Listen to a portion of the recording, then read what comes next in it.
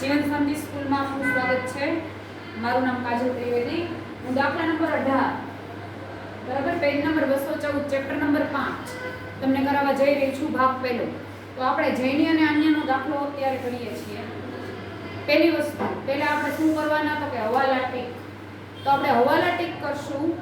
હવાલા ટીકની અંદર તમને બુકની અંદર આપેલું છે જૈની અને અન્ય 3:2 3:2 તમે જોઈ શકો છો। કયું પ્રમાણ કહેવાય? જૂનું પ્રમાણ। નવું પ્રમાણ પણ તમને આપેલું છે। નવું પ્રમાણ છે ત્રીજો હવાલો।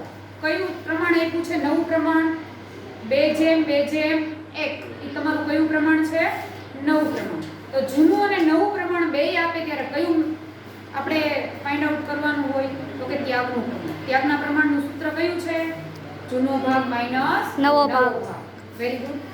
ઈ આપણે ત્યારે કરશું। પહેલો હવાલો છે પાઘડીનો, એ લાસ્ટમાં લેશું। બીજો હવાલો છે મૂડીનો, એ પણ લાસ્ટમાં। કેમ? તો કે નવી પેઢીની મૂડી કીધી। નવી પેઢીની મૂડી કે ત્યારે આપણે બાકી આગળ લઈ ગયા કરવાનું હોય અને આપણે લાસ્ટમાં કરશું, અત્યારે નહીં। કેમ કે બાકી આગળ લઈ ગયા આપણી પાસે અત્યારે તો હોય નહીં। એના પછી તો કે ચોથો હવાલો છે ગાલખાદ અનામતની જોગવાઈ જરૂરી નથી। ગાલખાદ અનામત હંમેશા દેવાદારો પર ટીક થાય। તમારી બુકની અંદર દેવાદારમાં હવાલા નંબર કેટલા કરશો? 4। પાંચમો હવાલો યંત્રોની કિંમત, યંત્રો ઉપર હવાલા નંબર 5 બરાબર। એના પછી છે મકાન, મકાન ઉપર હવાલા નંબર 6, રોકાણ ઉપર હવાલા નંબર 7 અને આઠમો હવાલો જે આપણે લાસ્ટમાં કરશું। તો અહીંયા આપણે દાખલો સ્ટાર્ટ કરીએ। પહેલી વસ્તુ ગમે ત્યારે દાખલો કરીએ ત્યારે પહેલા બાકી આગળ લાવ્યા ફર્સ્ટ ઓફ ઓલ તમારે લખી જ નાખવી। મૂડી ખાતાની કઈ બાકી હોય? જમા। કેમ? મૂડી દેવા બાજુ હોય। મૂડી દેવા કઈ બાજુ કહેવાય? પાકા સરવૈયામાં જમા બાજુ, એટલે મૂડી ખાતાની જમા બાકી હોય છે જે આપણે અહીંયા લખશું। અહીંયા મૂડી ખાતું આપણે દોરેલું છે ને લખવાનું બાકી આગળ લાવ્યા। કેટલા છે? જૈની અને આન્યાના।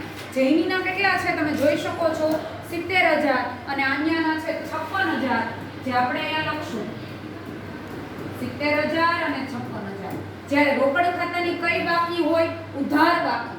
કાં તમને રોકડ શબ્દ આપ્યો હશે, કાં બેંક શબ્દ આપ્યો હશે, કાં રોકડ અને બેંક બંને જોઈન્ટમાં હશે। તમે જોઈ શકો છો તમને કયો શબ્દ આપેલો છે? બેંક। મિલકત દેણા બાજુ જુઓ, મિલકત દેણા બાજુ બેંક શબ્દ છે તો એને કહેવાય બાકી આગળ લાવ્યા બરાબર। તો આપણે અહીં લખશું બાકી આગળ લાવ્યા। કેટલા આપેલા છે?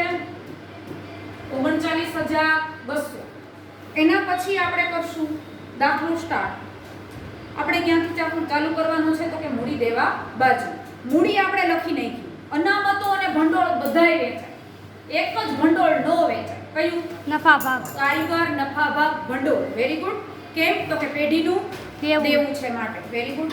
તો આપણે સામાન્ય અનામતની વાત કરીએ। સામાન્ય અનામત છે 8,400।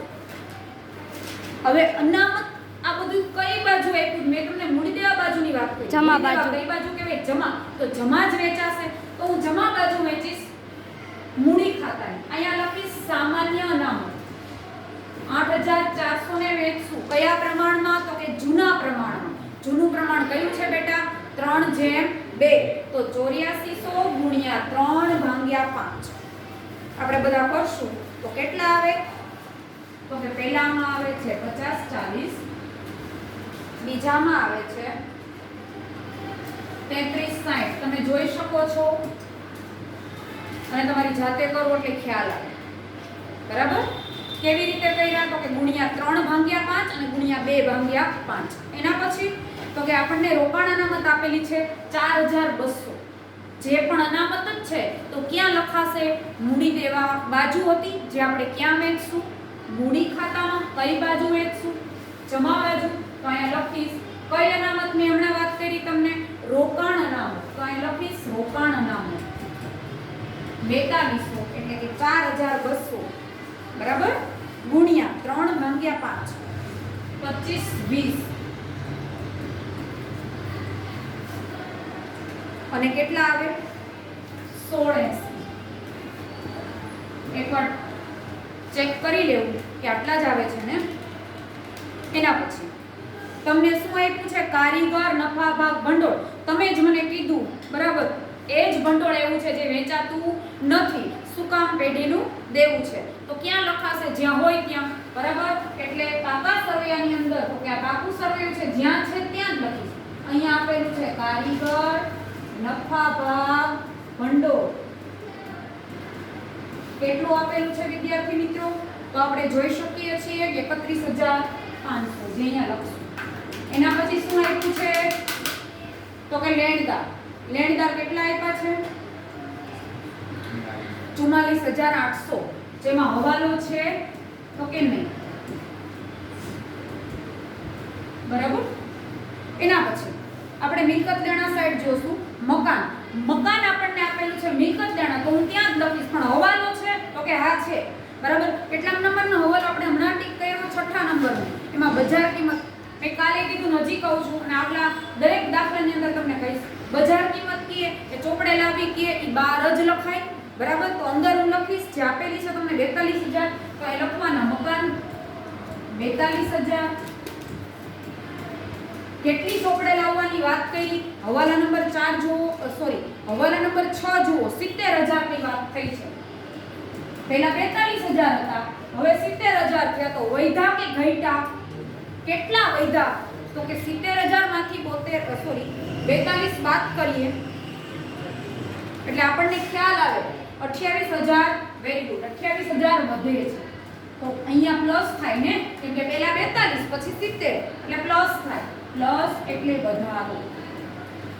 પ્લસ તો કેવી અસર આવે? આ ઉધાર બાજુ છે અને આ જમા. બાકી બધાયમાં આ સાઈડને ઉધાર અને આ સાઈડને જમા આપીશું. પ્લસ તો કેવી અસર આવે? ઊંધી અસર. આ કઈ બાજુ છે? ઉધાર. તો સોરી પુનઃ મૂલ્યાંકનમાં કઈ બાજુ આવે? જમા બાજુ. કેમ? પ્લસ તો ઊંધી અસર. આ ઉધાર બાજુ છે તો જમા બાજુ આવે. તો અહીંયા જમા બાજુ શું લખીશ? શું હતું? તો કે મકાન. મકાનનો વધારો કેટલો? 28,000. મકાન ખાતે એમ પણ લખી શકો 28,000. મકાન પછી શું આપેલું છે? તો કે મકાન પછી યંત્રો આપ્યા છે 17,500. એમાં હવાલા નંબર 5 છે, 10% નો ઘટાડો કરવો. એટલે હું અહીંયા લખીશ યંત્ર 17,500. ઘટાડો કે એટલે ઓબ્વિયસ છે, ઓટોમેટિક ખ્યાલ આવે. શું થાય? માઈનસ. તો અહીંયા લખીશ માઈનસ ઘટાડો. અને 10% કે ને તો એક સિક્રેટ કહીએ, પેલું પાછળનું મીંડું હોય ને તો મીંડું કાઢી નાખવાનું એટલે ડાયરેક્ટ થઈ જાય. એટલે 17,50. તમે કરી શકો છો કેલ્સીમાં 17,500 ના 10%. એટલે 17,500 માઈનસ 17,50 એટલે 15,750. માઈનસ તો કેવી અસર? પ્લસ તો આપણે ઊંધી કરી તો માઈનસ તો કેવી હોય? સીધી અસર. આ કઈ બાજુ છે? ઉધાર. તો ઉધારનું ઉધાર બાજુ. તો પુનઃ મૂલ્યાંકનમાં યંત્ર ખાતે 17,50. એના પછી યંત્ર પછી આપણને આપેલા છે રોકાણો. રોકાણો કેટલા છે? તો કે 63,000. હવાલો છે એટલે અંદર લખ્યું છે. હવાલા નંબર રોકાણોની અંદર તો કે 7. બજાર કિંમત આપેલી છે 68,950. જે અહીંયા બહાર લખીશ 68,950. વધારો થયો કે ઘટાડો? વધારો થાય ને તો પ્લસ. પ્લસ વધારો. પેલા 63 હતા, હવે છે 68,950. 68,950 માઈનસ 63,000. કેટલા વધ્યા? 5,950. પ્લસ કેવી અસર? ઊંધી. આ કઈ બાજુ છે? ઉધાર. ઉધાર. તો કઈ બાજુ આવે? જમા. તો અહીંયા પુનઃ મૂલ્યાંકનની જમા બાજુ લખીશ રોકાણો ખાતે. કેટલા હતા? Let me check. 5,950. જે મેં લખ્યું. એના પછી દેવાદારો આપેલા છે 56,000. બરાબર? અંદર લખીશ દેવાદારો 56,000. હવાલો છે તો કે હા. મેં અંદર શું કામ લખ્યા? હંમેશા અંદર જ પહેલા લખવાના, હવાલો પછી જોજો. ગાલફા અનામતની હવે જરૂર નથી. તો તમને બેનિફિટ થાય ને.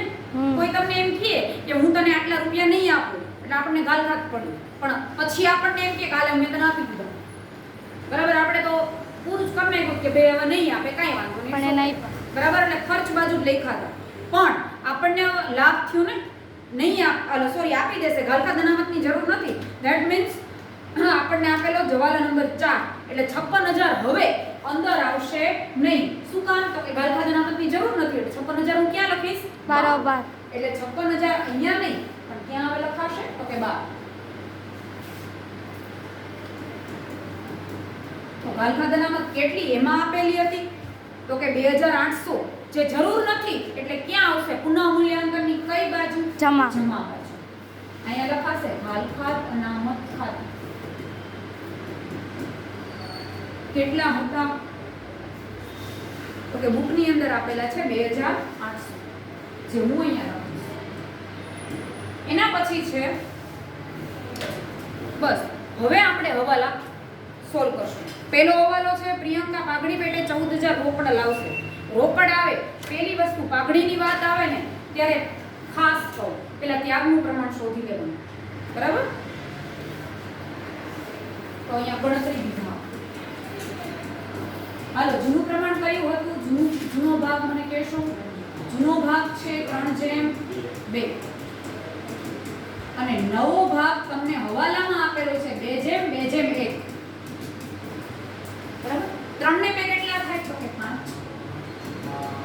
હવે ત્યાગનું પ્રમાણ કેવી રીતે ફાઇન્ડ આઉટ કરવાનું? તો કે ત્યાગનું પ્રમાણ બરાબર જૂનો ભાગ માઈનસ નવો. પેલું નામ જૈનીનું હતું એટલે જે લખીશ જૂનો ભાગ આ જેનો પછી આન્ય અને નવી વ્યક્તિ કોણ આવે છે? પ્રિયંકા જેનો જૂનો ભાગ ન હોય નવો જ. બરાબર? હવે અહીંયા જૂનો ભાગ કયો છે? તો કે 3/5. નવો ભાગ 2/5. અહીંયા છેદ સરખો કરવો નહીં પડે. છેદ સરખો જ છે એટલે 3 માંથી 2 જાય કેટલા આવે? 1/5. આન્યમાં 2/5 માઈનસ 2/5 0 થઈ ગયો. બધું જ કોને મળશે?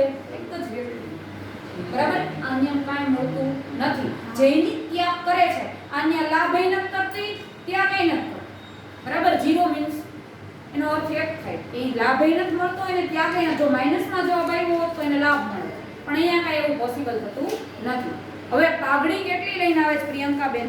તો કે 14,000 જે રોકડમાં લાવશે. રોકડ આવે કે જાય? તો કે આવે. રોકડ ખાતે ઉધાર. રોકડ ખાતે ઉધાર કેટલા લઈને આવે છે? 14,000. તે પાઘડીના પ્રીમિયમ કેટલા? 14,000. હવે બીજું શું આવશે? તો કે પાઘડીના પ્રીમિયમ ખાતે ઉધાર. કેમ કે પાઘડીના લઈને આવે છે ને એટલે મૂડી નથી આવે. 14,000 તે કોના ખાતે આવશે? બે ભાગીદારો માત્ર ખાતે. એક જ વ્યક્તિ. હા, જૂના ભાગીદારના મૂડી ખાતે. મૂડી Very ખાતે. good. કયા પ્રમાણમાં આપણે વેચતા? ત્યાગના. ત્યાગના. પણ અહીંયા એવું પોસિબલ નથી. કેમ? તો કે એકને જ મળે છે. બીજી વ્યક્તિ ત્યાગ કરતી નથી, લાભે નથી કરતી. એટલે ખાલી કોના ખાતે આવશે? જેની. જૈની. તો તે જૈનીના મૂડી ખાતે 14,000. હવે આની આપણે એન્ટ્રી કરશું. રોકડ ખાતાની કઈ બાજુ? ઉધાર બાજુ. તો હું રોકડ ખાતું કાઢીશ. એની ઉધાર બાજુ લખીશ પાઘડીના પ્રીમિયમ ખાતે. પાઘડીના પ્રીમિયમ 14,000.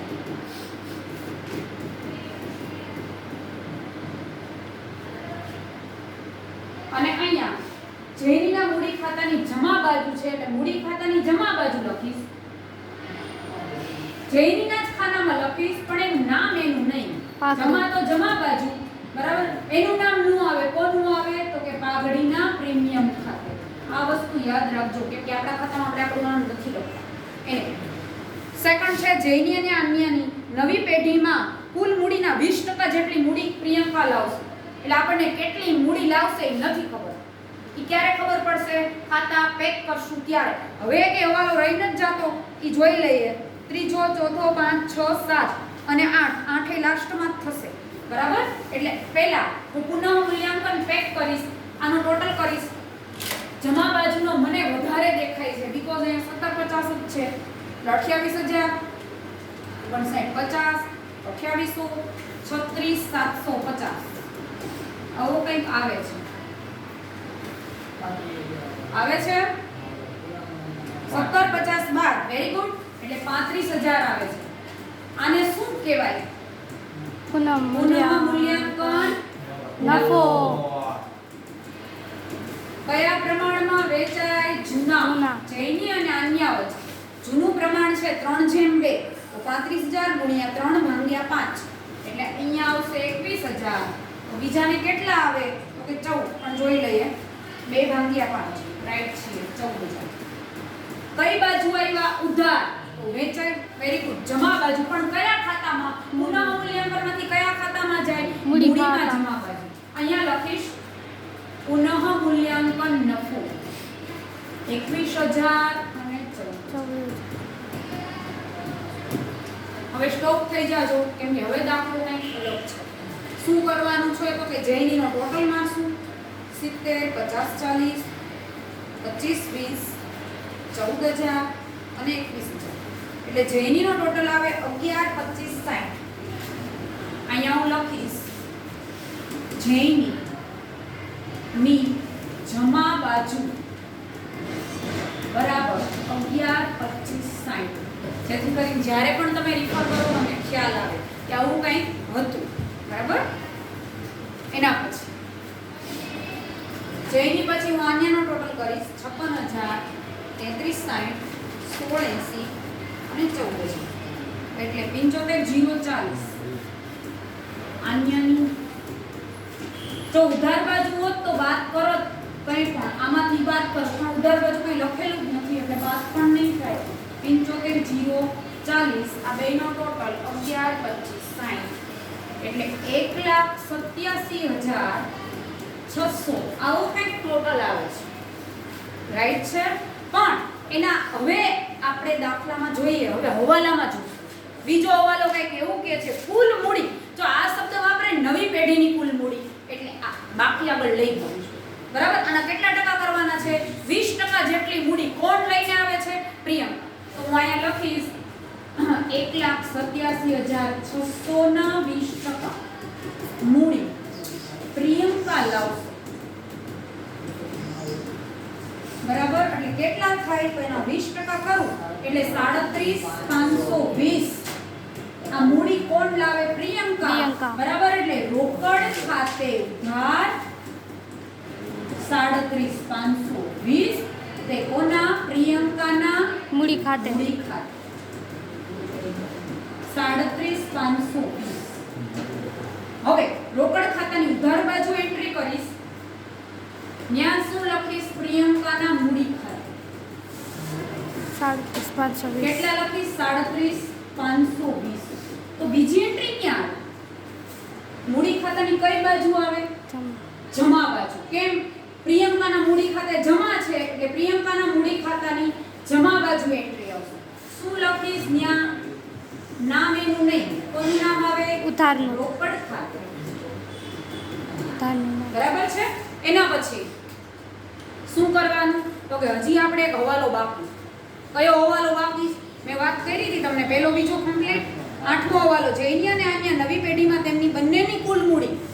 તો પાછો એ જ શબ્દ વાપરો તેમની બંનેની કુલ મૂડી. તો અત્યાર સુધીમાં આમની બંનેની કુલ મૂડી હમણાં આપણે ફાઇન્ડ આઉટ કરી. બરાબર. શું કીધું છે તો કે તેમના સંબંધિત સાંભળજો શબ્દ નવા નફા નુકસાનના પ્રમાણમાં રાખશે. બરાબર. એટલે બાકી આગળ લઈ ગયા નવા નફા નુકસાનના પ્રમાણમાં રાખશે. હજી એકવાર સમજાવો પોઈન્ટ. શું કીધું છે તો કે જૈની અને અન્ય તેમની કુલ મૂડી કેટલી આવી તો કે 1,87,600 કયા પ્રમાણમાં રાખશે? નવા નફા નુકસાનના પ્રમાણમાં. નફા નુકસાન ના પ્રમાણમાં. હવે નવું નફા નુકસાનનું પ્રમાણ કયું હતું? 2:1 પણ આપણને ત્રણેયની વાત નથી કરી. સાંભળજો. આપણને માત્ર બેની વાત કરી છે જૈની અને આન્યાની. તો જૈની અને આન્યાનું પ્રમાણ કયું? 2:2. બરાબર. એટલે 2:2 એટલે આપણે એમ જોઈએ તો કેવું કહેવાય? સરખા હિસ્સે. બરાબર. એટલે 1,87,600 છે ને એને સરખા હિસ્સે ડિવાઈડ કરવા પડશે. એટલે 1,87,600 ભાગ્યા 2 93,802 ની મૂડી થશે. બાકી આગળ લઈ ગયા. હજી એક વાર સમજાવું છું, સાંભળજો શાંતિથી. તો શું કહે છે? કુલ મૂડી કોની કોની? જૈની અને આન્યની બંનેની કુલ મૂડી ટોટલ આપણે માર્યો 187,600 છે. કયા પ્રમાણમાં? એ બેનું જ નવા નફા નુકસાનનું પ્રમાણ ગયા દાખલાની જેમ નથી કીધું. નવા નફા નુકસાન બેનું જ કે તો પહેલા નવું પ્રમાણ જોઈએ 2:2 પણ બેની જ વાત કરી. બેમાં આ બે જ લાવવું પડે 2:2 2:2 એટલે શું થયું? સરખું બરાબર સરખાય છે. ભાગીદાર કેટલા? બે ની વાત કરી. 3 93,800 તો બંનેને 93,800 મળશે. પણ શું મળશે? બાકી આગળ લઈ ગયા 93,800 તો આનું કઈ છે જ નહીં. ધેટ મીન્સ આ 37,520 છે એની બાકી આગળ લઈ ગયા જશે. તો હું એમને લખી નાખું 37,520. પણ હવે એક વસ્તુ આજ ખાસ પોઈન્ટ સમજવાનો છે. બાકી આગળ લઈ ગયા શું કામ લખ્યું? ખબર પડી. નવા નફા નુકસાનના પ્રમાણની વાત આવે એટલે કુલ મૂડીને નવું નફા નુકસાનનું પ્રમાણ, કુલ મૂડીની વાત આવે એટલે બાકી આગળ લઈ ગયા એનું નવું નફા નુકસાનનું પ્રમાણ જે તમને આપેલું હોય. બે જ ભાગીદારની વાત કરી હતી કે બે ભાગીદારનું પ્રમાણ જોયું. હું તમને ક્વેશ્ચન પૂછું. અહીંયા છે ને 3:2 પ્રમાણ હોત તો કયા પ્રમાણમાં વેચત? 3:2. છેલ્લું પ્રમાણ આવતું જ નથી. છેલ્લું પ્રમાણ આવતું જ નથી. કેમ નથી આવતું? એને બેનું જ કીધું. નવો ભાગીદાર છે ને ઈ પેઢીની અંદર એન્ટર થાય છે. એની બાકી આગળ લઈ ગયાની વાત અત્યારે કરી નથી.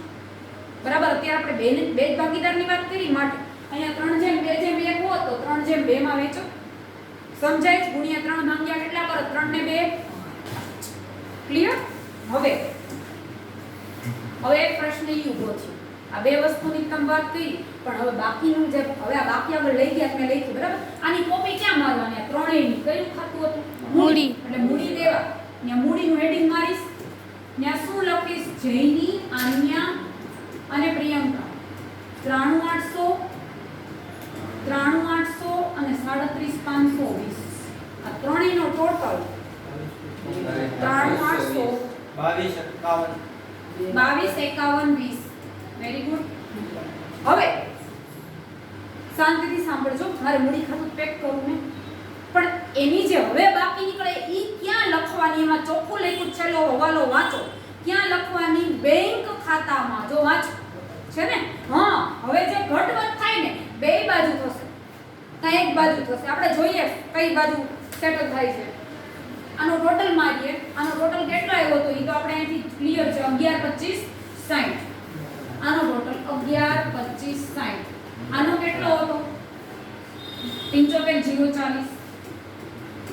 પેલા એક પકડો. હવે આપણે આનું અને આનું જોવાનું છે. બે એટલા માટે લેખા તમને ખ્યાલ આવે.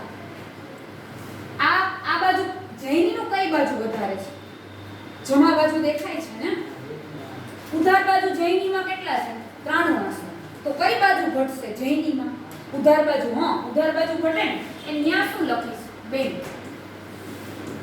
રોકડ કે બેંક 11, 25, 60. એમાંથી 93,800 કરીશું 12 એટલે 18,760. બરાબર? એટલે આમાં આ બાજુ ઘટ્યા, આ બાજુ ઘટ્યા. કઈ બાજુ કહેવાય? ઉધાર. તો બેંક ને રોકડ ખાતામાં કઈ બાજુ? જમા બાજુ. કોની વાત હતી? જૈનીની. તો અહીંયા લખવાનું જૈનીની મૂડી 18,760. હવે એના પછી આન્યાનું એ રીતે જો હવે આ બે ટોટલ એટલા માટે લખ્યા તમને ખ્યાલ આવે ડાયરેક્ટ વાત કરી શકાય. હવે તમે અહીં જોઈ શકો છો અહીંયા 11, 25, 60 હતા એટલે આ ઘટ્યા. આમાં કઈ બાજુ ઘટે છે? મંજરા કયો તો આમાં ઘટે છે 800 છે ને આનો ટોટલ 75,0 ચાલુ છે. હા જમા બાજુ ઘટે. તો એ કેટલા ઘટે જોઈએ આપણે 93,800 માંથી બાદ કરો. Very good. એટલા જ છે. 18,760. આ બાજુ ઘટશે ને તો અહીંયા લખવાના 18,760. અહીંયા શું કરીને લખીશ? કયા ખાતામાં આવશે? બેંક ખાતામાં. બેંક ખાતું. બરાબર? અહીંયા શું કરીને લખીશ તો બેંક ખાતે બરાબર 93,800 37,520. હવે ઉધાર. ઉધાર. એની એન્ટ્રી ક્યાં મારી હતી? જમા. તો આ કઈ બાજુ આવ્યા? જમા. તો કઈ બાજુ લખશું? ઉધાર ઉધાર. બાજુ. તો અહીંયા લખવાનું ઉધાર બાજુ. નામ કોનું હતું અહીંયા? આન્યા. તો અહીં લખવાનું આન્યાની મૂડી 18760. હવે રોકડ ખાતું પેક કરીએ. 39200 પ્લસ 14000 પ્લસ 37520 18760 એટલે 19480. 10,000 નથી. હવે માઈનસ 18760 એટલે 90720. આને કહેવાય બાકી આગળ લઈ લઈ ગયા. ગયા.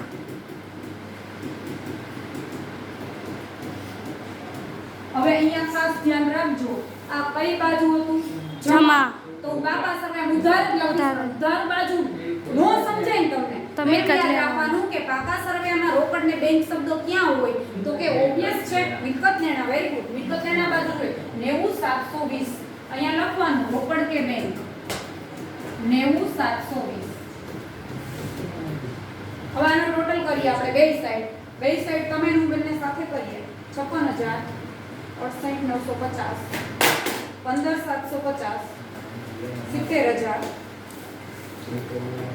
30 14 20 3,01,420.